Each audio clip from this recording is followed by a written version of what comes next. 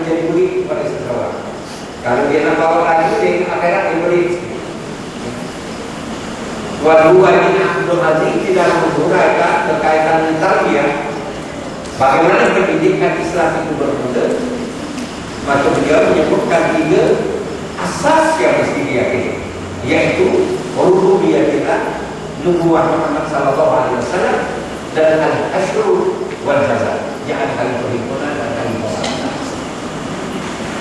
Yang kedua, di dalam Islam ini ada hukum-hukum amaliyah, al-ahkamul amaliyah, di mana seseorang Islam bertindak berdasarkan kepada hukum-hukum ini. Sama ada di dalam perkara yang berkaitan dengan ibadah, yang berkaitan dengan muamalah, yang berkaitan dengan jinayah, yang berkaitan dengan pengangkatan dan lain-lain. Hasil daripada al-ahkamul amaliyah ini sewajibnya berlaku penyusunan urusan kemasyarakatan, sistem-sistem kemasyarakatan dan kenegaraan yang diperlukan oleh setiap manusia di sepanjang zaman. Sistem-sistem ini ialah sistem-sistem Islam yang dipandukan oleh Al-Quran dan Sunnah, yang menjadi masadirul hukmi, menjadi sumber-sumber hukum. Al-Quran, As-Sunnah, dan berikutnya ialah qiyas dan juga istihsan bagi setengah mazhab, dan masalihul mursalah, dan juga uruf yang muhakam. Perkara-perkara ini yaitu apa yang disebut sebagai qiyas, istihsan, masalihul mursalah, al-'adah al-muhakkamah, mestilah tidak berkaitan dengan Al-Quran dan As-Sunnah. Dan ditambah di sana yaitu al-ijma'. Ijma' adalah perkara-perkara yang telah disepakati oleh para sahabat, para ulama, berdasarkan kepada Al-Quran dan As-Sunnah. Mereka berijma' atas sesuatu perkara, maka dia juga merupakan dasar-dasar. Maka seorang Islam di dalam amalan hidup mereka tidak boleh terkeluar daripada dasar-dasar Islam. Tidak boleh terkeluar. Di dalam apa sekalipun bid'ah tak boleh terkeluar. Dia mesti yakin bahawa Islam itu memberikan kepadanya dasar-dasar dan sistem hidup untuk dia hidup.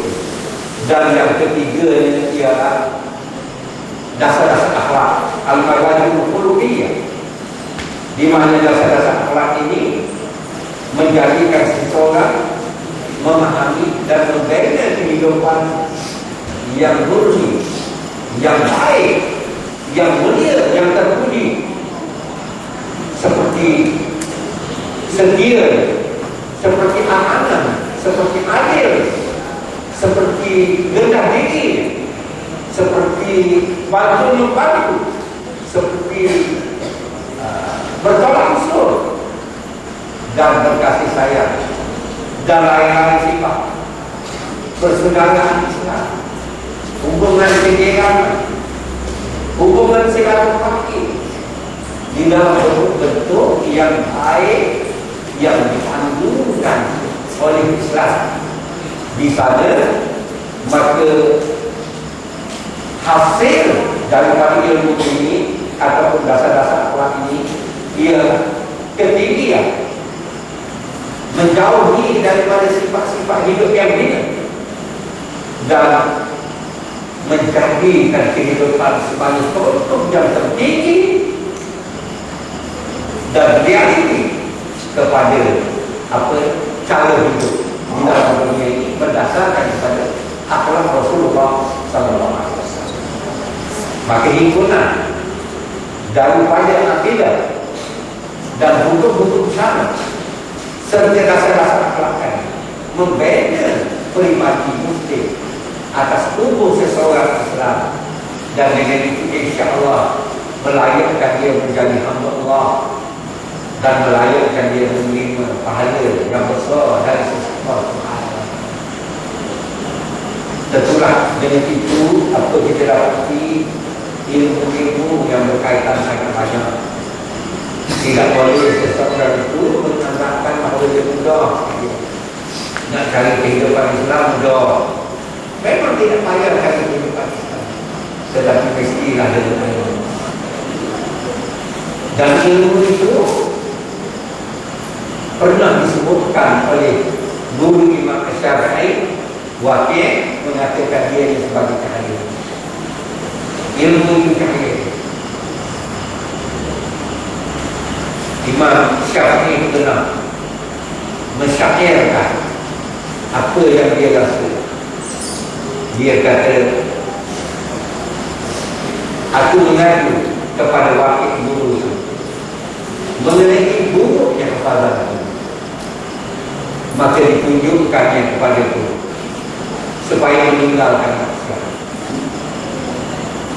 dan diberitahukan juga kepada itu bahawa ilmu itu cahaya, dan ilmu Allah tidak memberi petunjuk kepada orang yang melakukan maksiat. Siapa itu? Ila Waqi' an su'i hajji fa'arsyadani ila tarkil ma'asi wa akhbarani bi anna al-ilma nur wal nurullahi la yuzali. Maka pelajar-pelajar ini tentulah faham, terutama pelajar-pelajar Al-Quran yang menghafal Al-Quran.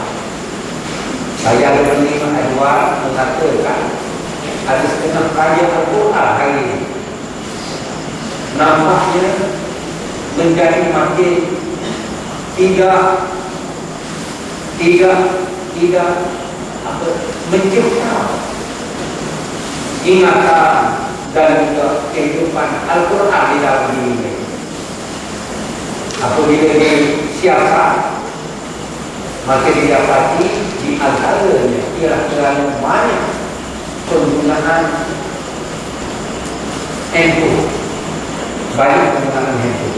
Ini bukan maklumat daripada pelajar kita, ini pelajar lain, pelajar daripada sekolah lain, ma'had Quran yang lain. Penggunaan handphone, SMS dan lain-lain, ini melemahkan tindakannya, tidak menceritakan.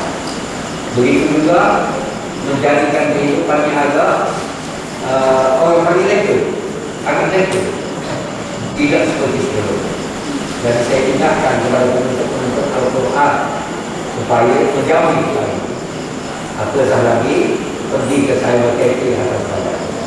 Wallahu a'lam. Wassalamualaikum warahmatullahi wabarakatuh.